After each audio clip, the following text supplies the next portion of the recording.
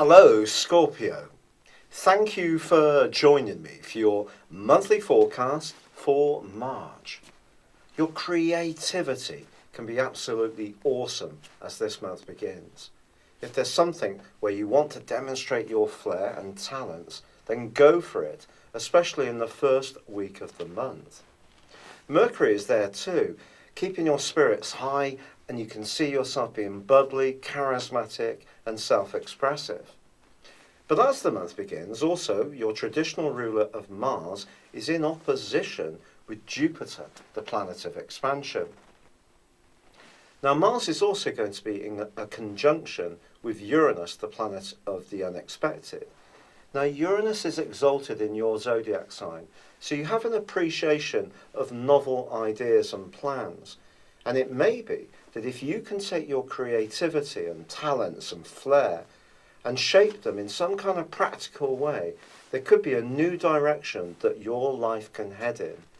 And your sense of confidence can be really high as this month begins. However, it will be really important to make sure that you don't overpromise and under-deliver. So if something requires a certain amount of research or discretion, do keep your astral cards close to your chest. It's also possible that if you've been in a role which lacks the opportunity for you to express yourself in exactly these ways, you could find yourself feeling quite rebellious as the month begins and want to break out and do something different. So for some, it can be an opportunity to reorganize your home life, your fitness structure, apply for new jobs, and just bring a greater spontaneity to your whole existence. Now Mars, your ruling planet, moves into a fantastic location for you on the 10th.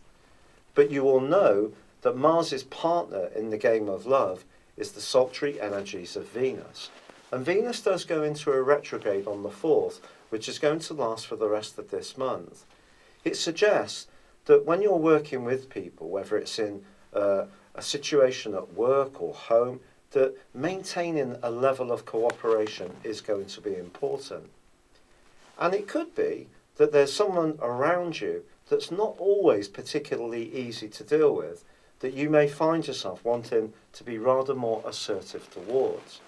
Now that energy starts to come through from the 10th when Mars moves into your opposite sign of Taurus. If you do want to engage more with people or become more competitive or take up a sport which is a bit more rugged, Mars's journey through this part of your horoscope for the following 6 weeks is a wonderful platform to do precisely that. But the full moon, which occurs on the 11th, suggests you may have some options, and therefore that can create the potential for different choices. That can be very life-affirming.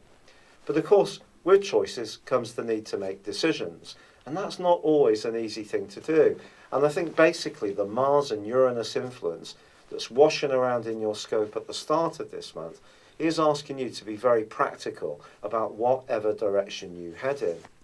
But if it's your love life that you're wanting to rekindle, I certainly think Mars moving into this area is a great green light, because it can give you so much more get-go when it comes to reaching out and creating the opportunities to come into contact with people you might be interested in.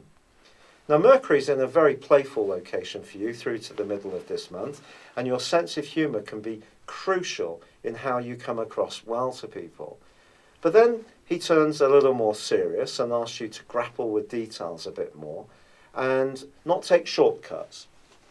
Particularly when Mercury combines with Uranus in the last week of this month, your attention to detail then needs to be forensic, because you could be very restless, a bit impatient, maybe a bit more wound up, and not quite so keen to take the time to sort out those fundamental everyday chores, which we can all find a little bit dull and boring at times.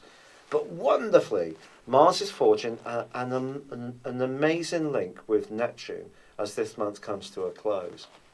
This suggests that if there is someone that you're strongly drawn towards, you can get the right balance between reaching out to them and grabbing their attention, but doing it with a degree of subtlety and no little charm and maybe even a dash of romance.